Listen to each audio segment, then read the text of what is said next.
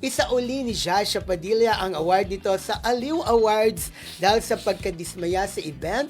Humingi naman ng pasensya ang pamunuan ng Aliw Awards. Gayunpaman, pinutakti ito ng pambabatikos mula sa netizens na kinampihan si Shasha sa nangyari. Yes, Ayan. syempre ang founder, 'di ba, ang founding president na si Miss Alice Reyes. Diba? Kilala ko si Miss si Alice Tita Reyes. Alice, Yeah. oo.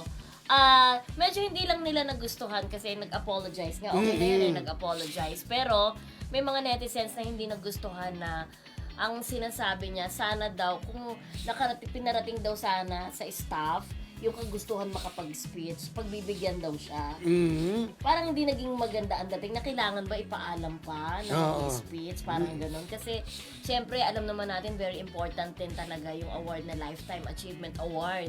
Kasi, ang tinutukoy natin dito, yung naging contribution mo Oo, diba? yung naging body of work mo, magmula na magsimula ka maging singer, di ba? Correct. Ang mga contribution mo, ganon. Kaya medyo hindi nila nagustuhan yun. And even, dun sa explanation din ng director na sinasabi na wala talagang instruction na pagsalitain talaga yung mga recipients ng Lifetime Achievement Awardee. Oo.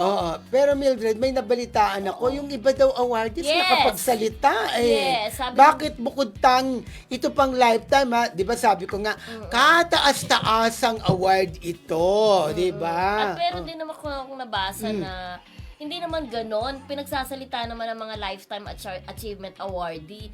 As a matter of fact, nung nakuha yan ni Miss Lea Salonga before at saka ni Lisa Makuha, nagsalita daw sila. Yeah, Oo, nakapag-speech sila. So, hindi nila alam kung saan ang gagaling na hindi pinagsasalita ang Lifetime Achievement Awardee. Siguro baka na rin kasi ang dami daw awards yun ang explanation. Ang dami daw awards na pinamigay. Baka siguro nagkulang na rin sa oras, di Nililimit ba? daw talaga yung kaya oras. nga.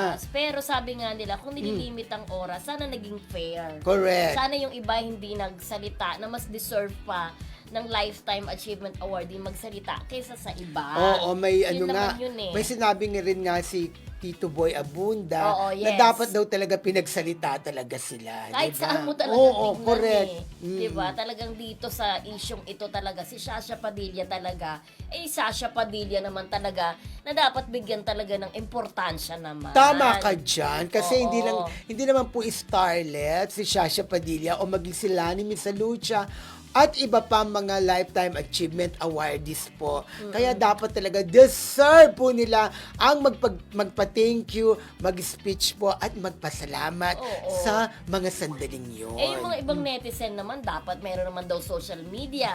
Alam mo pa yung mga ibang bashers na kumukontra, di ba? Parang may sarili ka namang social media, doon ka na lang mag-video. Siyempre, iba yung moment na yun, yung pagtanggap mo ng trophy. Truly. Tapos pumunta pa yung Pamilya. Ibang-iba yung moment na yun. Kaya wag naman nating daanin minsan yung iba sa yung pilosopo Correct. tasyo, di ba? Pero, yun na nga, Oo. nabanggit natin si Tita Alice, si Miss Alice Reyes na gagawa daw sila ng paraan To reach para out, yes, makabawi. makausap si Shasha at makabawi nga sa nangyari nung Aliw Awards.